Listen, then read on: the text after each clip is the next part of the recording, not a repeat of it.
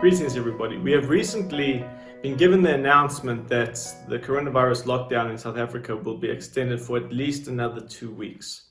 And it's possible that you may be feeling a bit of anxiety at the situation and what's happening in the world. The Bible tells us, though, that we must be anxious for nothing, but in everything, through prayer and supplication, to let our requests be known before the throne of God. You see, the situations in the world, like the coronavirus, like the government's response, and everything that's happening, is very easy for our fleshly frame to become anxious, to think, what's going on? How am I going to survive? But we must take no thought for these things. We must have faith in God and trust Him that in these situations, He is in control and He knows exactly what's going on and exactly what's going to happen and come out of the situation.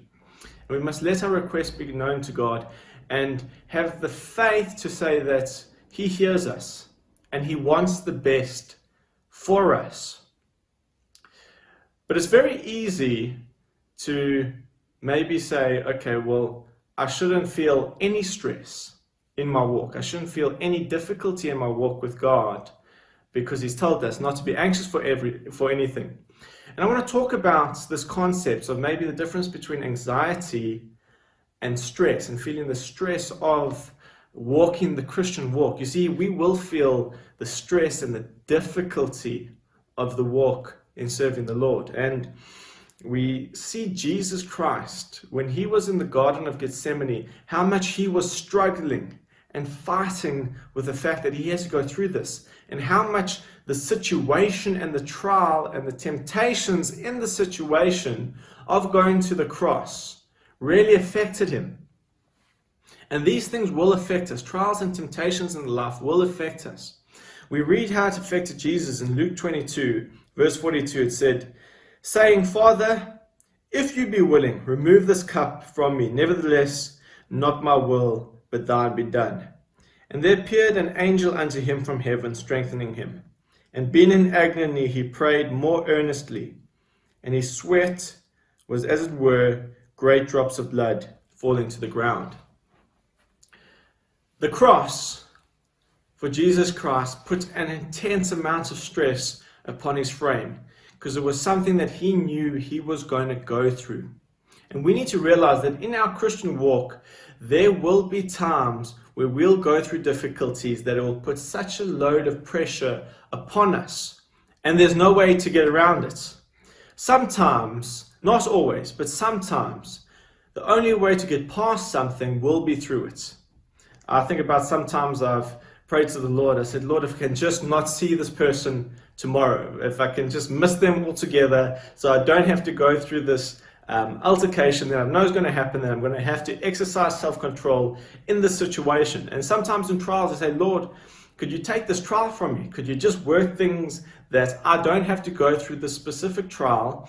And sometimes He says yes. And sometimes you miss the temptation. And sometimes you miss the trial. But other times you don't. Other times you have to go through it. And those times it puts pressure and stress upon you. And how we're meant to react in those situations. You see, we shouldn't be surprised by these situations. Jesus says, if anyone will come after me, let him take up his cross. And we need to realize that the Christian walk is a walk of suffering. The Christian walk is a walk where we deliberately take on suffering and pain. And it's the suffering to resist temptations, and it's the pain for the persecution that comes from being a Christian and from the world seeing that we are different. We got to take these on. And Jesus says, if anyone comes after me, you got to be able to take these things on in your life. We see in the book of Hebrews chapter 12, it says, wherefore, seeing we are compassed about with so great a cloud of witnesses, let us lay aside every weight and sin that does so easily beset us, and let us run the race with patience that is set before us, looking to Jesus, the author and the finisher of our faith, who for the joy that was set before Him endured the cross, despising the shame, and is set down at the right hand of the throne of God. For consider Him that endured such a contradiction of sinners against Himself, lest ye be wearied and faint in your mind. Ye have not resisted unto blood, striving against sin. The guidance is very clear.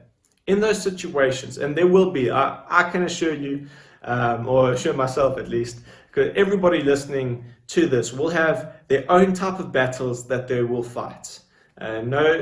No Christian goes into heaven without their armor having scuff on it. We all have battles, we all have fights that we will go through regularly. Difficult things, difficult temptations that sometimes only we know about, why it's so tough for us. Trials that sometimes only we know about. And everybody listening to this, if you're a Christian, you will know that you have got battles that you face that you can't get around, that you'll have to go through, and it might be putting pressure upon you. And in that situation, look to Jesus. And at the same time, we need to be able to draw strength from the fact that there are fights that we shouldn't be fighting. That in our heads, we shouldn't be wrestling with the fact that there's coronavirus in the world and what's going to happen. We can rest in God in this. We can rest in the fact that He knows what's going on. We can rest in the fact that He knows what's happening with the government, and He's set the government in place. And these things don't need to worry us.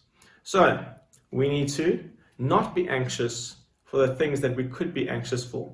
And for the things that we can't get around, for the stresses and the trials and the temptations of the Christian walk, in this time, I can't offer magical relief saying this is how it can all go away. No, there will be things that you will fight and you will go. And my encouragement is that in that battle that you're fighting, that we look to Jesus. We look at Him, how He went through the cross, how He suffered in Gethsemane, and how He eventually made the decision that I'm going to go through this. I'm going to suffer through this, not my will, but thine be done. Amen. Bless you, folks.